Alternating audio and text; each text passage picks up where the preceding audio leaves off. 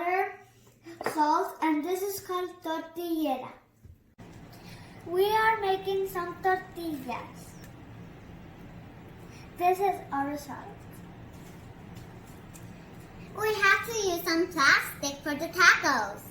We put this here, then we close it here, and then we do like this. And then we check if it's ready. We open it, and one little taco's ready.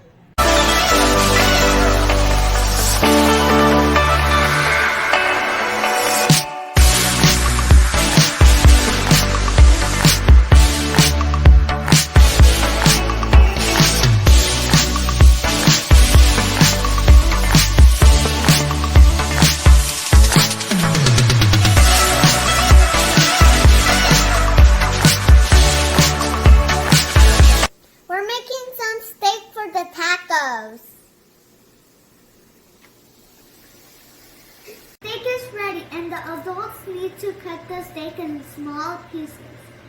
The tacos are ready. Now the tacos are ready to eat.